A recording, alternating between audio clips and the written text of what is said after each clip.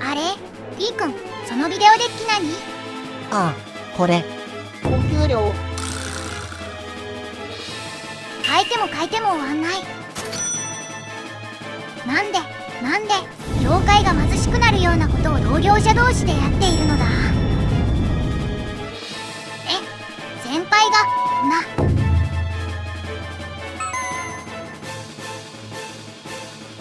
アニメーターに僕はなる。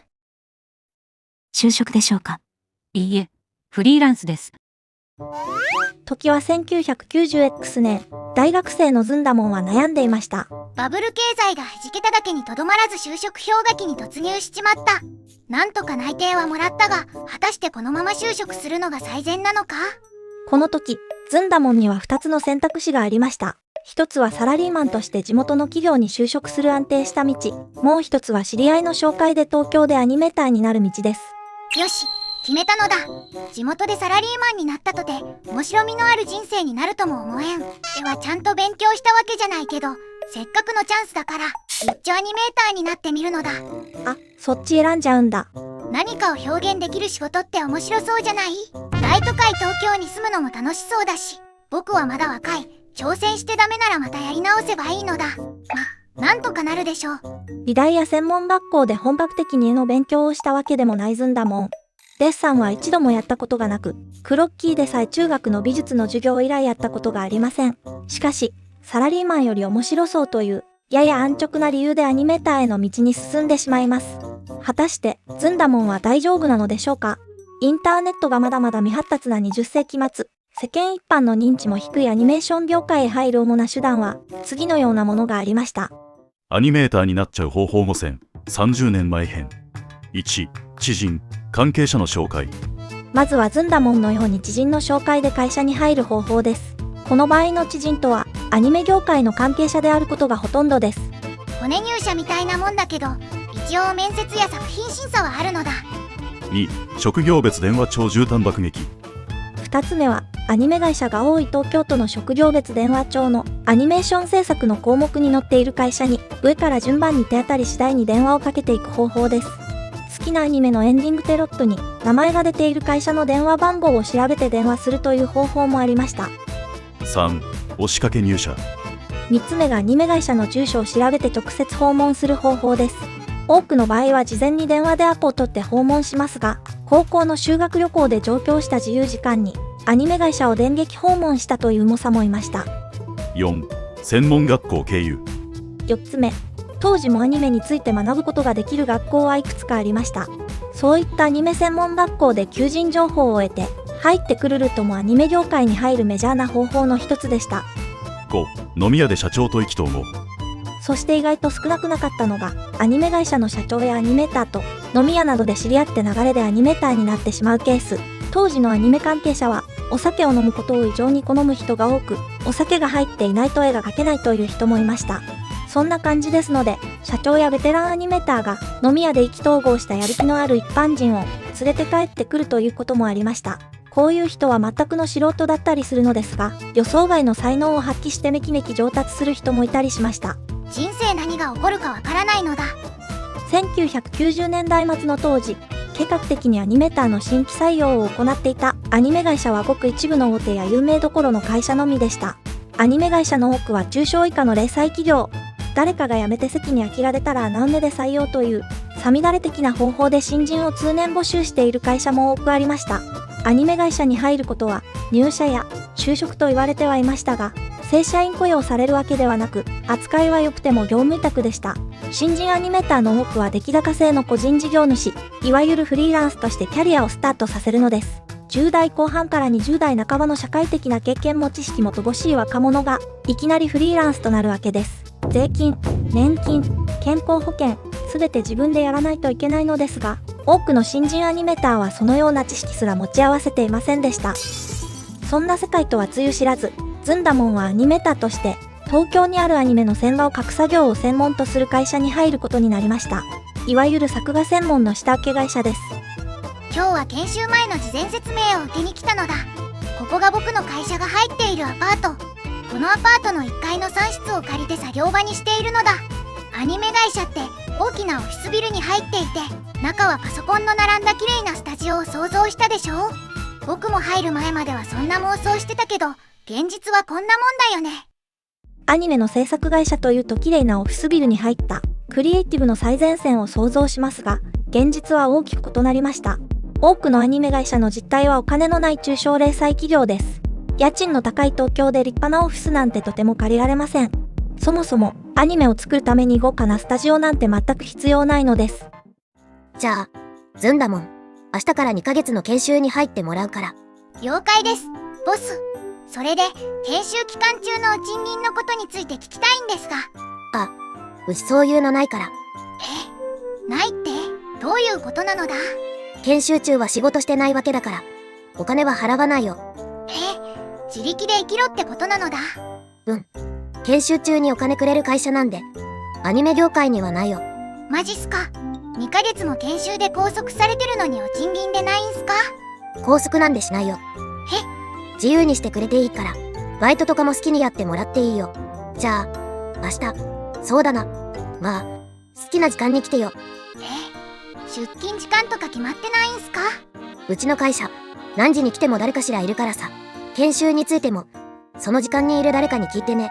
まあ、自由にやってくれればいいよ。ガハハ。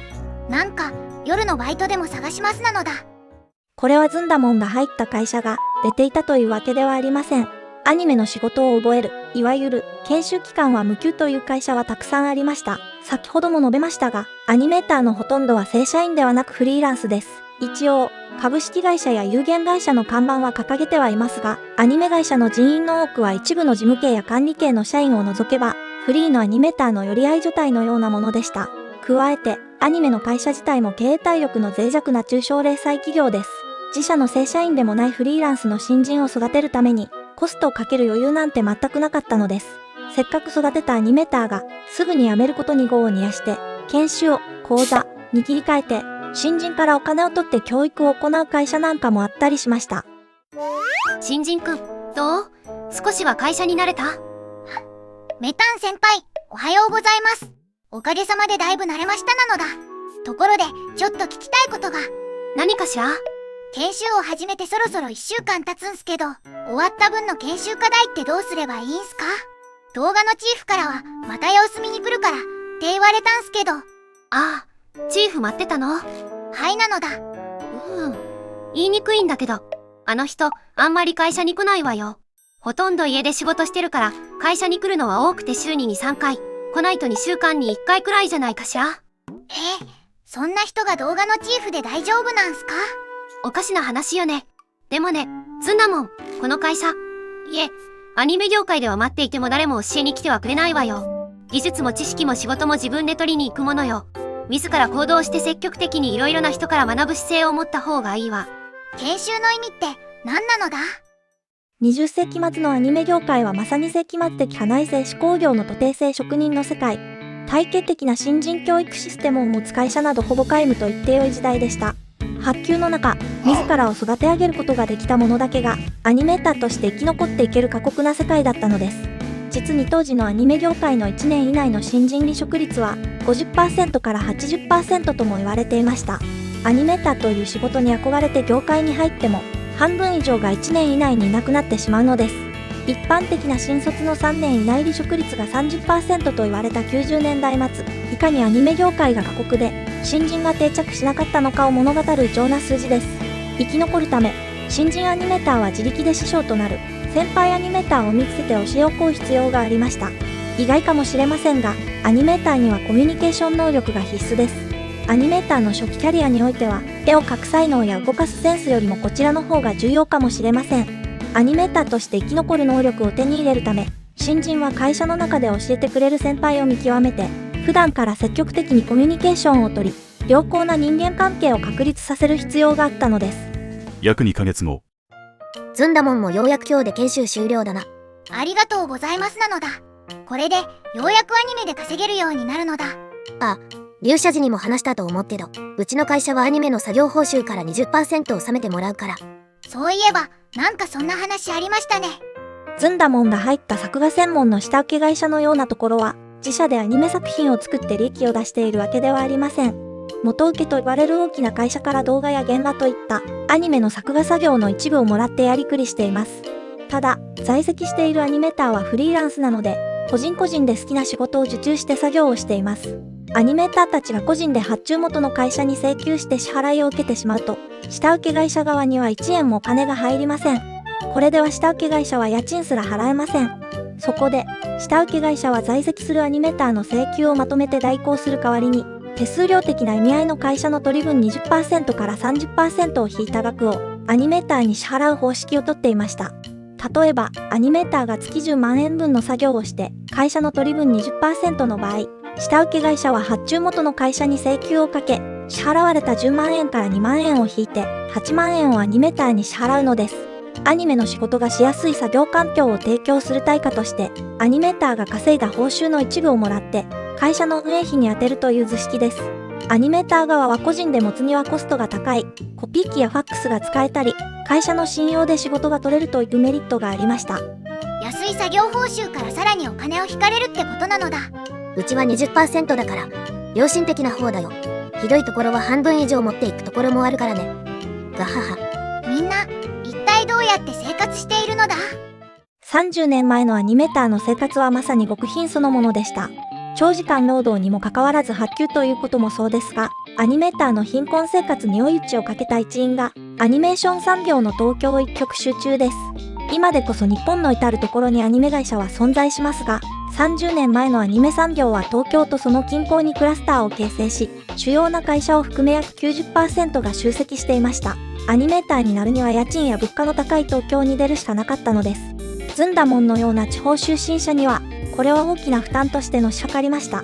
そのような逆境の中、ついにアニメーターとしての輝かしい第一歩を踏み出したずんだもん。果たして、ずんだもんはアニメーターとして大成することができるのでしょうか？アニメーター、お仕事始めました。1枚書いたら200円あげます。1枚書くのに1時間かかるのですが。アニメを作る工程はとても細かく分かれていて、たくさんの人が関わります。企画を作る人、作業を管理する人、キャラクターなどの絵を描く人、キャラクターに色を塗る人、家や山などの背景を描く人、できた絵の素材を撮影する人、声や音を入れる人、みんな別々です。各々の専門性を持った人が集まって作るので、アニメは総合芸術なんて言われたりもします。その中で、ずんだもんがついたアニメーターという職種は、絵を描くことを専門とするお仕事です。画面の構成、レイアウト、お作り、キャラクターなどを作画して動かす専門職です。当時のアニメーター職は、主に原画と動画の2つに分かれていました。すごく簡単に説明すると、原画はアニメの動きの元絵を作って、動かすタイミングを指定する仕事。動画は原画が作った元絵の間の絵を描いて、より滑らかなアニメの動きを作る仕事です。原画で基本的な動きは出来上がっていますが、まだ絵の枚数が足りず、アニメとしては不完全な状態です。そこで原画の次の工程である、動画で元絵の間の絵である中割りを作り、アニメとして完成させるのです。アニメの動きは、原画と動画の共同作業で作られているのです。アニメーターになった新人は、大卒でも専門卒でも高卒でも中卒でも、ほとんどの人がこの動画から仕事を始めることになります。元絵となる原画はすでにあるので、ずんだもんのような技量が十分でない新人でも、動画の作業は何とかこなすことができるのです。新人アニメーターは、動画というアシスタント的な役割を通して、アニメの仕事で必要な技術や知識を覚えていくのです。この動画を作るアニメーターのことを、特に動画マンと呼ぶこともあります。ここでは新人動画マンとなったずんだもんを通して、アニメーターのお仕事の様子を少し見てみましょう。動画マンのお仕事。紅桜チーフ、今日から仕事に入ります。よろしくお願いしますなのだ。おお、ずんだもん、いよいよ今日からか。こっちこそよろしく頼むぞ。早速、お仕事くださいなのだ。お、そうだな。ずんだもんでもできそうな簡単なやつは。これならどうだ。期限は3日あるし、内容も簡単で枚数も10枚と少ないぞ。ありがとうございますなのだ。単価は1枚200円な。会社が 20% 引くから、実際もらえるのは160円ってこと忘れるなよ。1枚書いて160円。10枚だと1600円か。3時間以上かかったら、そこらのバイトの方がいい稼ぎなのだ。遅くとも今日中には仕上げないと。出来高制で働くアニメーターの報酬は、当然作業した分だけの金額しか支払われません。動画の場合は、書いた枚数が支払いの基準となり、アニメの作品ごとに1枚あたりいくらという単価が設定されています。当時のテレビアニメの動画単価の相場は1枚150円から250円程度、会社や作品で設定単価にはかなりの違いがありました。より高度な技術を要求される劇場用アニメだと1枚400円から800円、テレビ CM で1枚700円から1000円くらいという単価間でした。CM はすごく高単価だったのですが、そんないい仕事は1年に1回入ってくれば良いくらいのものでした。ふう、やっと終わったのだ。結局8時間もかかってしまったのだ。時給、たったの200円。心が折れそうだけど、とにかくチーフにチェックしてもらうのだ。紅桜チーフ、チェックお願いしますなのだ。できたか。どれどれ。ずんだもん、悪いがこれはダメだ。キャラが動くときに目の形が変わっちゃってる。自分ではよくわかんないのですが。ほら、よく見て。ずんだもんの描いた動画はキャラの目尻が尖ったり、線がガタガタしたりしてるだろ。確かに。でも、原画の方はちゃんと丸く可愛く描いてあるよね。動画を描くときも、ちゃんとこの原画の形を維持しないとダメだぞ。原画や作画監督の絵は絶対だ。動画で勝手に描いちゃダメ。すみません。ちゃんと描いたつもりだったんですが。まだそこまで見る目も技術も育ってないから、しゃあないね。このまま納品してもリテイクになっちゃうから書き直して。リテイク、やり直しってことなのだ。原画をトレースした2枚と口セルは使えるから、動画で作った5枚をやり直して。その場合、お賃金はどうなるんでしょうか？リテイクにお金出るわけないじゃん。ちゃんと検査が通る仕事ができて、初めてお金がもらえるんだよ。恐怖のリテイク。今回、ずんだもんは社内で先輩からリテイクをもらいましたが、納品したものが元請け側からリテイクで戻ってくることもあります。アニメのやり直し作業には、基本的に追加のお金は支払われません。ちゃんと納品できるクオリティのものを作ることができて、初めて作業分のお金がもらえるのです。アニメーターとして仕事をしていくためには、一度でチェックをクリアできる原画や動画を完成させる技量が求められます。特に新人動画マンの頃は仕事に慣れていないこともあって、リテイクをもらうことが多くなり、なかなか作業が進みません。手痛い失敗を繰り返しながら、アニメーターとして一人前に仕事をこなす力を身につけていくのです。やっと終わったのだ。結局、チーフの OK がもらえるまで、作業期間の3日をフルで使って、26時間もかかってしまったのだ。時給、約60円。僕、これで本当にやっていけるのだ。ここで、ずんだもんは時給換算しちゃってますが、出来高の仕事を時給で考えるのはやめておいた方が良いです。特に新人の頃は、まだ仕事に慣れていないこともあって作業効率が悪く、時給に換算すると信じられない金額を叩き出しちゃうことがあります。時給で考えると、お財布的にも精神的にもダメージが大きいです。アニメは単価自体が安いので、ある程度作業に慣れてきても、びっくり時給になることはあったりしましたが。翌日。おはようございます。紅桜チーフ、新しいお仕事くださいなのだ。ずんだもん、今日も早いな。時間はすでに昼の13時。アニメーターの時間感覚はちょっとおかしい。でも、今日は仕事ないんだ。どういうことですか？何社か電話してみたんだけど、動画の新しい仕事取れなかったんだよ。すまん。最近、動画は海外に巻かれることが多くてな。日本国内で回ってる動画の仕事はとても少ないんだよ。1990年代になると、アニメの動画作業の多くは、中国や韓国など海外の下請け作画スタジオにまとめて外注されることが増えてきていました。これを海外巻きと言います。単価は日本のスタジオに出すのと大差ないのですが、発注する元請け側の最大のメリットは、安さよりも短期間で処理可能な作業量でした。当時の日本のアニメ作画スタジオは小規模なところが多く、在籍する動画マンの人数も数人から多くても10人程度、原画マンばかりで、動画マンは1人もいないという作画スタジオもありました。そういった会社に、一社一社電話をかけて動画を発注できても、さばけるのは一社あたりせいぜい数十枚から数百枚程度で、とても効率が悪かったのです。当時のテレビアニメ1話あたりの動画枚数は3000枚から5000枚程度でしたから、国内だけでそれだけの動画をさばくのはほぼ不可能でした。そこで利用されるようになったのが海外巻きです。噂では中国のボット市にある作画スタジオは1000人の動画マンを抱え、1日で1万枚以上の動画を仕上げる能力を持っていたと言われます。テレビアニメに3話分の動画をわずか1日で仕上げてくれるのです。これが動詞と言われるパッケージ作業だと、動画を作った上で色まで塗って日本に送り返してくれるのです。90年代末の増え続ける日本のアニメ制作の土台を支えていたのは、間違いなく海外のアニメスタジオでした。ただし、当時の海外スタジオの仕事の質は、決して良いものとは言えませんでしたが、ちゅうわけで今日は仕事ないんだわ。お仕事ないんですか？さらに翌日、紅桜チーフ、新しいお仕事入りましたか？すまんな、ずんだもん。今日も仕事取れなかったよ。10社くらい電話したけど、全部海外巻きだと。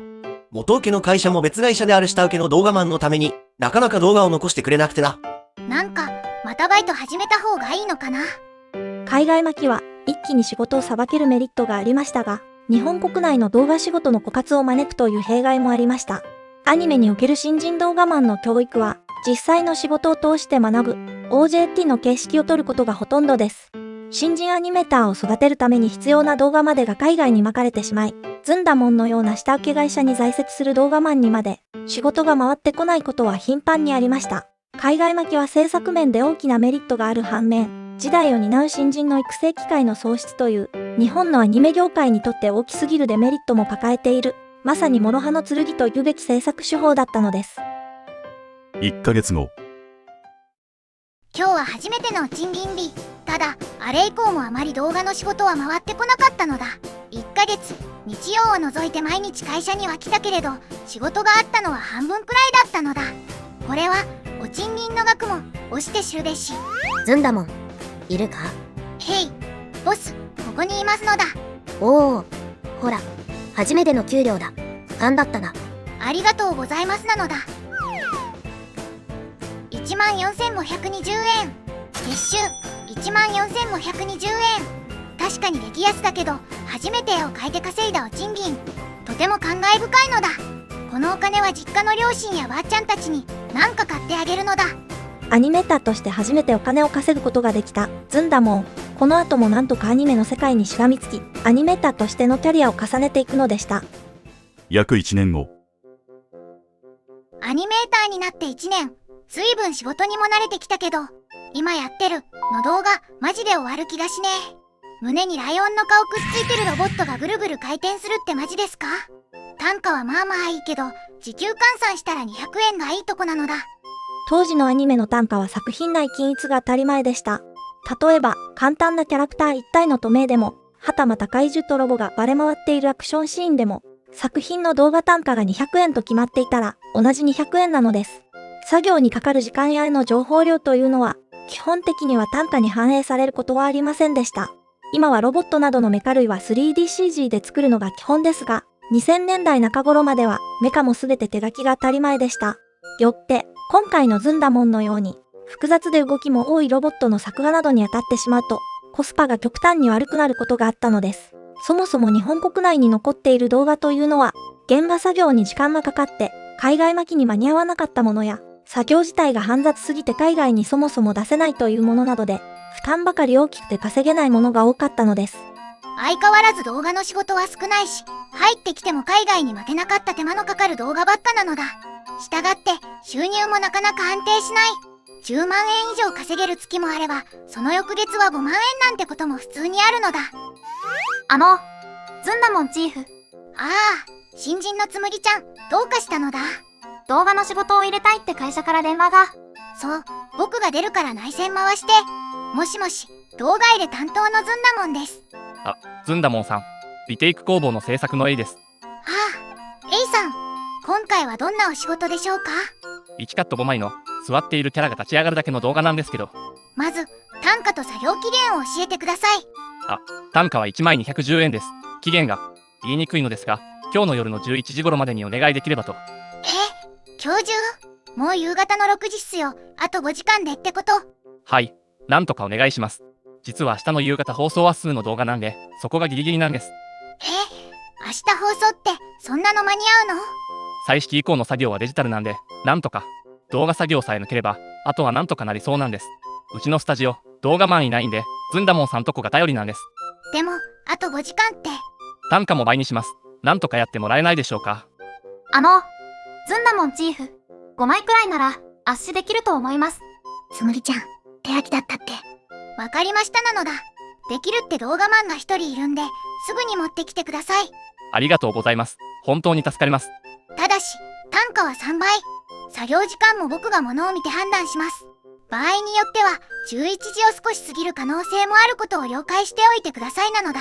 わかりました。ありがとうございます。すぐ持っていきます。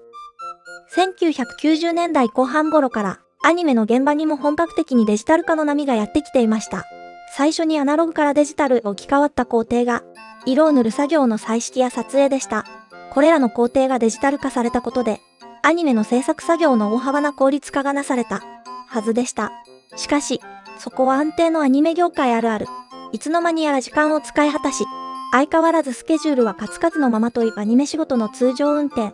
アニメーターの仕事が長時間労働になりがちだった原因は、制作会社、アニメーター双方のスケジュール管理の甘さにもありました。最初は余裕があったスケジュールも上流工程で時間を食いつぶしてしまい、動画や仕上げ、彩色などの下流工程に仕事が流れてくる頃には、放送日まで数日に迫っているということもザラでした。通常、現場から完成までの作業スケジュールで2、3ヶ月は必要なところを、わずか1週間で走り抜けたという武勇伝もありました。そんな作品に関わったスタッフたちの苦労を思うと泣けてくるのだ。日々、過酷な作業環境に耐えながら産業を支えるアニメーターたち。しかしそんな彼らを待っているのは低賃金ゆえの極貧生活なのでした。次の章では約30年前のアニメーターたちの生活を見ていきましょう。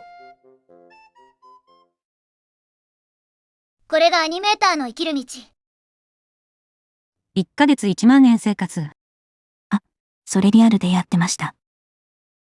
当時の日本のアニメーション産業が東京近郊に集中していたことは、すでにお話ししましたが、中でも特に集中している地域がありました。それは東京の城西地域と言われる杉並区、中野区、練馬区、そしてさらにその西側の武蔵野市や三鷹市などです。当然、アニメ制作に関わる人たちの多くもこの地域に住むことになり、これらの地域では石を投げればアニメ関係者に当たると言われるほどでした。東京に出てきて3年、無事に動画から現場へとクラスチェンジを済ませたずんだもんも、そんな杉並区に住むアニメーターの一人でした。晴れて原画にはなったが、相変わらず稼ぎは安定しない。20万円稼げる月もあれば、10万円以下まで落ち込む月もあるのだ。今何してんのかって？お金のない人間の休日の時間つぶしの定番、ブック、出漫画立ち読みからのお散歩の最中なのだ。来る前は東京楽しそうとか思ってたけど、ここはお金を持ってて初めて楽しめる街でした。アニメーターにはお金も時間もねえかんな。仕事の合間の息抜きや休日の娯楽はどうしても安価で短時間で済むものになってしまうのだ。でも座り仕事ばっかりの体に散歩はいい運動になるので悪くない。完全無料な上に健康的だし、歩いていると知ってる街でも色々と新たな発見があって意外と楽しいもんなのだ。なんて話していたら戻ってきました。ここが今の僕のお家。築40年超えのオンボロアパート。風呂なし、トイレ共同、キッチン付きの6畳一間、駅から徒歩15分の立地。これで月のお家賃3万8000円。東京の家賃マジか。これうちの田舎なら一軒家が借りられるレベルだぞ。とはいえ月の稼ぎが安定しない身では、お家賃などの固定費を下げておくのが生きるための鉄則。東京に来た当初はそんなこと知らずに月5万円のシャワー付き物件に住んでたけど、アニメーターには贅沢すぎました。風呂に入るたびに銭湯代400円かかるのは痛いけど、風呂なんて最悪入らなくてもなんとかなるのだ。とにかく安く生活できることこそ第一。ここが僕のお部屋。冷蔵庫も洗濯機もテレビもビデオもなんもねえ。行くぞもびっくりするくらいにすっからかん。あるのは布団とちゃぶ台、炊飯器だけ。待機電力がかかる家電を極力なくしたおかげで、月の電気代は500円から600円のほぼ基本料金のみ。保温している炊飯器のコンセントを引っこ抜けば電気のメーターは完全に止まる。電力会社が本当に住んでるのか疑って家庭訪問してきたレベル。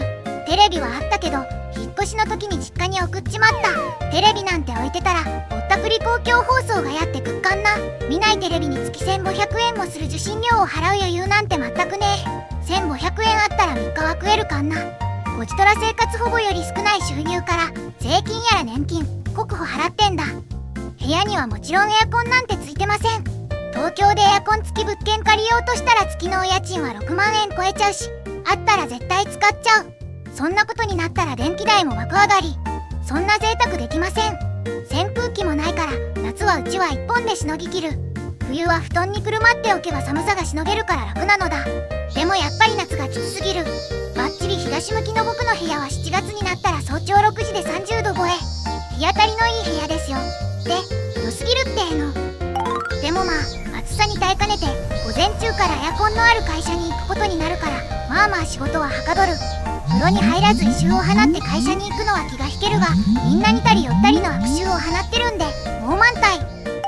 みんな生活レベルはほぼ一緒だから、夏はエアコンを求めて会社で寝泊まりするやつも出てくる。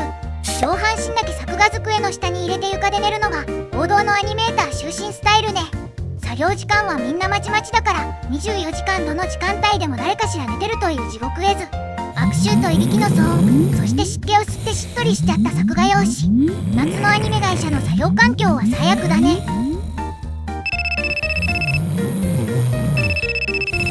電話だ。アニメーター友達の B 君からなのだ。もしもし B 君、お久しぶりなのだ。今からご飯OK なのだ。じゃあ久々に贅沢して荻窪のカンチン亭でラーメンでも食べない？ OK。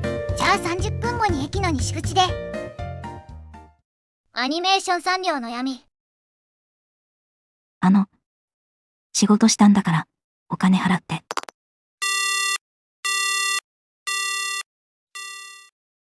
30分後。やあ、ずんだもんお待たせ。B 君、あれ、その大きな紙袋何？ああ、これ、ビデオデッキ。なんでそんなもん持ってんの？うちの会社、潰れるらしくてさ、給料払えないからって、これ渡された。中古のビデオデッキがお賃金。ひどい話だよね。俺、先月20万円分くらい仕事したのに。明らかに違法だし犯罪でしょ、それ。だと思う。でも、俺、会社に雇用されてるわけじゃないし、仕事も契約して作業してたわけじゃないから、何も証拠がないんだよね。それは、大変なのだ。当時のアニメ仕事の受発注は、とにかくいい加減なものでした。アニメーターが制作会社側から仕事を受ける際に、何らかの契約を結ぶことなどほぼ皆無。発注伝票という仕事の数量が書かれた紙を渡されることはありましたが、単価や納期などは口約束ということも多くありました。今では当たり前の E メールもまだ普及していない時代なので、やり取りの履歴が残ることもありません。アニメの仕事の多くは電話口での口約束で成立してしまっていたのです。確かずんだもんの会社、席空いてるって言ってたよね。2、3席くらい空いてたかな。入れてもらえるように口聞いてくれないかな。うちの会社、一応元請けだったから他の会社につてがなくてさ。わかったのだ。すぐ、うちのボスに紹介してあげるのだ。助かるよ。あれ？あそこで高級車から降りてきたの B 君とこの社長じゃないの？ああ、そうみたいだね。 B 君にお賃金払わず、自分は高級車に乗ってるの？それっておかしくない？あの人はアニメに何の思い入れもないから、アニメーターから搾取して儲けたお金でマンション経営してて、そっちが本業みたい。この間なんて自分の車のタイヤの値段が僕の月の稼ぎより高いって自慢されたんだぜ。あの人、今までアニメ会社3つ潰してるって噂でさ、その都度アニメーターたちへの支払いを踏み倒してきたってんで悪名高い人なんだ。なんでそんな奴がまだ業界にいられるのだ？本当に不思議なところだよね、アニメ業界って。魔界。当時のアニメ業界を一言で言うなら、まさに魔物が住む魔界のようなところでした。もちろん、大多数は真っ当な会社なのですが、ドラクエのフィールドを冒険している時のように、モンスターのような会社とエンカウントすることが少なからずありました。そういった会社の社長は、アニメを作ること自体には何の思い入れもない、アニメで儲けることだけが目的の輩も多くいました。しかし、アニメの制作予算は安いので、こういった輩は、自分の利益を確保するためにアニメーターなどの現場のクリエイターを徹底的に搾取してくるのです。投稿主が経験した実例を一つお話ししましょう。ある時、投稿主のいた会社で元請けから1枚500円の単価である映画の動画仕事を受けたのですが、別の会社にいた友人と話すと、彼は全く同じ仕事を150円でやっていたということがありました。元請け側が単価に差をつけていなければですが、会社がアニメーターに内緒で差額の350円を取っていたということです。もちろん、こういったひどい会社からは、クリエイターたちも次々と逃げ出していくので、いずれ潰れてしまうのですが、何しろアニメ業界は魔界です。多額の借金を踏み倒して行方をくらました輩が、数年後には業界に戻ってきて、しれっと新しい会社を作っているなんてこともありました。もちろん、以前に踏み倒したアニメーターたちへの支払いのことなんて知らんぷりです。アニメ会社はよく、ウゴのタケノコと言われました。潰れても次から次へとポコポコと誕生する毒タケノコというわけです。なので、業界内で名を知られていない新しい会社の仕事を受けるときは注意が必要でした。アニメ仕事の受発注に明確な記録がないことを良いことに、中間搾取どころか、公然と作業料の支払いを踏み倒そうとしてくる会社もありました。ここでお話の都合上、ずんだもんには、個人のフリーアニメーターとして独立した時期に移動してもらえます。あれ、スタジオ泥船の作業料、今月も振り込まれてないのだ。先月分もまだだし、一体どうなってるのだ？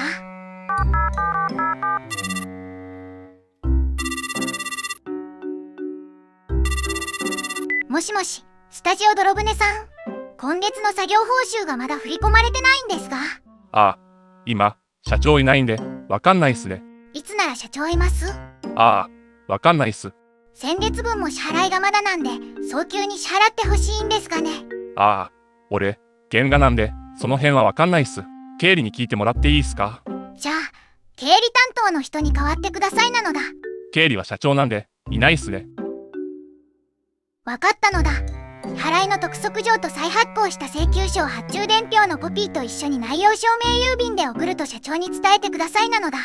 うやむやにしようというなら、こっちも必要な手段を取りますのだ。ガチャン。今後、スタジオ泥船の仕事は絶対に取らないのだ。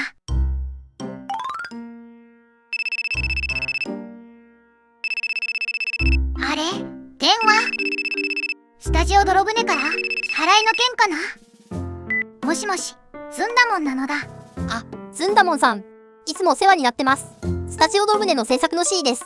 実は原画の仕事をお願いしたくて。いやいや、2ヶ月も報酬支払ってないのに新しい仕事振ってくるってどういう神経してるのだ。ちゃんとお金払ってから出直してこいなのだ。嘘のような本当の話。報酬を払ってくれない会社とやり取りをした直後に、新しい仕事を振られることがありました。厚顔無知に思えますが、実のところ彼らもいっぱいいっぱいなのです。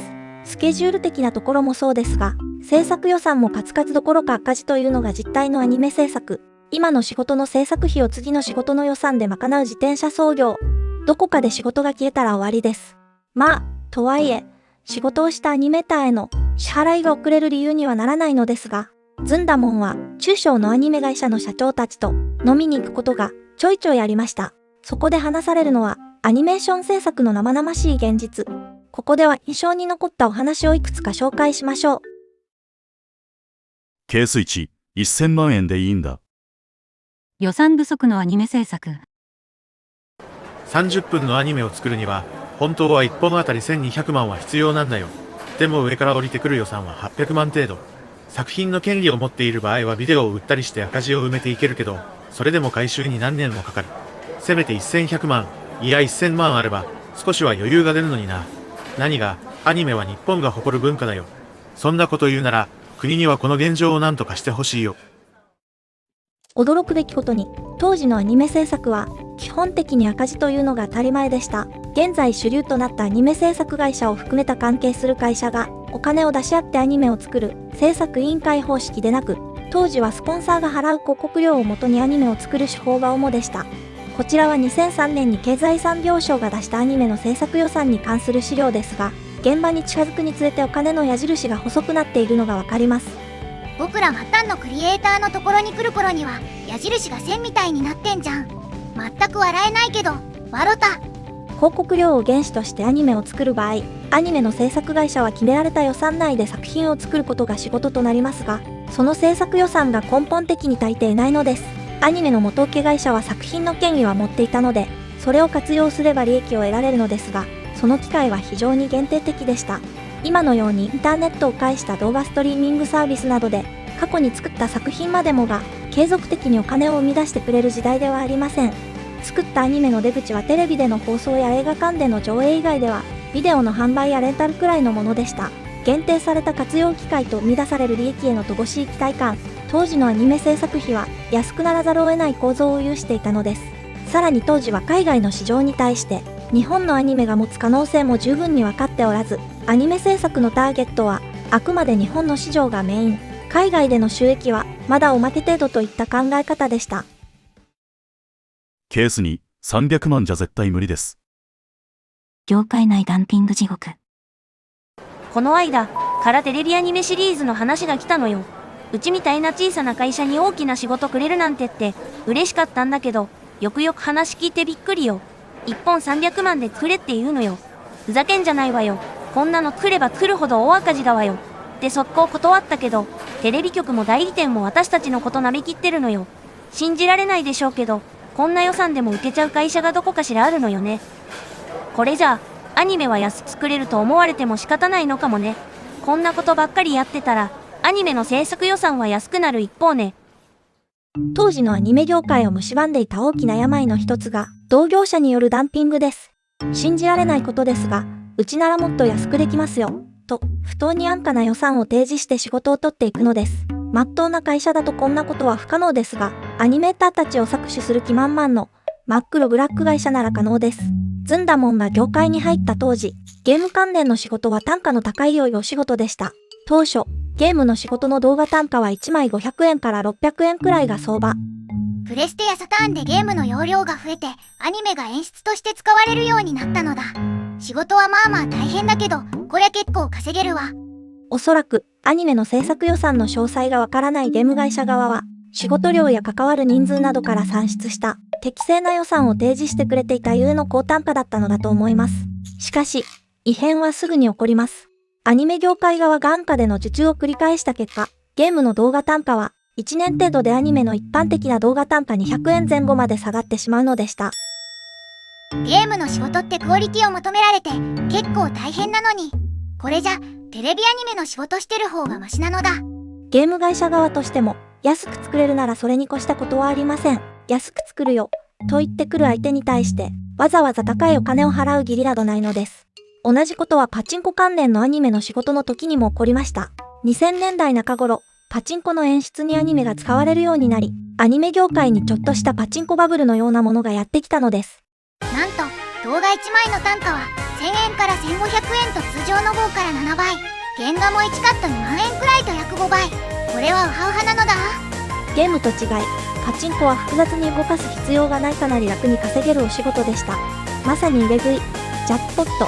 一度に入ってくる仕事量は多くはありませんでしたが、それでも動画で1日3万円以上稼げることもありました。1ヶ月分の家賃が1日で稼げるのだ。しかし、そんなハッピーターンもつかの間、ゲームの時と同じように、アニメ会社同士の安請け競争が生じてしまうのです。さらにはよくわからない20系や30系の会社まで入り込んできて、もうめちゃくちゃ。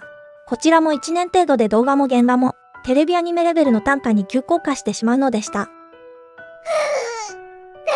で業界が貧しくなるようなことを自分たちの手でやっているのだ。お互い足を引っ張り合って何の良いことがあるっていうのだ。当時のアニメ業界には業界団体などもまだ存在せず、業界全体で成長していこうという考えも希薄でした。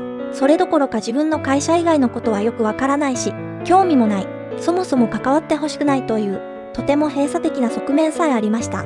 日本動画協会や日本アニメーター演出協会などの業界団体的なものが出来上がって機能し始めるのは、ようやく2000年代も後半に入ってからのことなのでした。顧みられぬ体、削れる命。アニメーターの健康大問題。保険証をお持ちですか？何それ？美味しいの？ここまでご覧いただいたように、30年前のアニメ業界は業界全体で貧乏という絶望的な状況でした。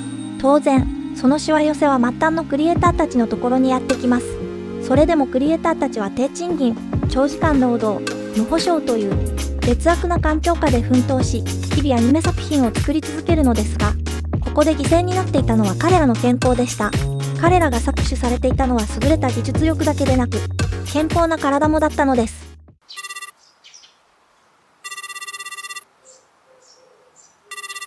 あれ、メタン先輩から電話なのだ。前の会社辞めてから3年ぶりくらいか。もしもし、メタン先輩、お久しぶりなのだ。紅桜先輩がくなった。自宅の作業机でくなっていたそうよ。連絡がつかないことを心配して訪問した制作さんが見つけてくれたそうよ。紅桜先輩、なんで？まだ30代半ば、1ヶ月前に会った時は元気そうにしてたんだけど、彼、生活や健康面は一切頓着がなかったから、不服も1着しか持ってなくて、夏は特に辛そうだったわ。夏服くらい買いなさいっていつも言ってたんだけど。アニメーターは本当に突然くなります。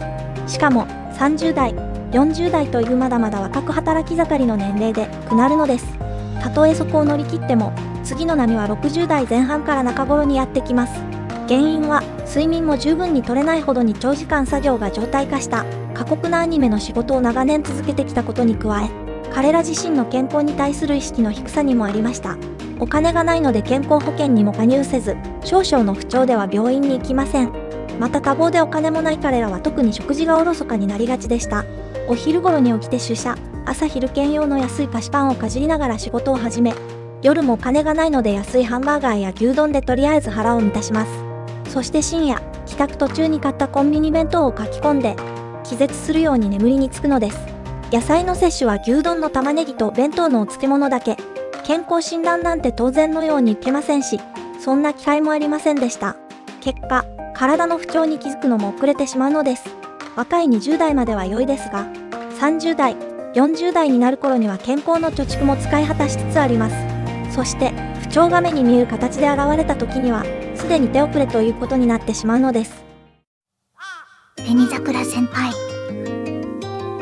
動画を描くときもちゃんとこの原画の形を維持しないとダメだぞ。原画や作画監督の絵は絶対だ。いいじゃないか。ずんだもんもかなり描けるようになったな。いろいろお世話になりました。アニメーターになってみて分かったけど、本当にすごい仕事なのだ。僕なんてまだまだペーペーだけど、優れたアニメーターは本当に世界に誇るべき技術を持っているのだ。すごくうまい絵が描けるだけでなく、動かすタイミングも完璧。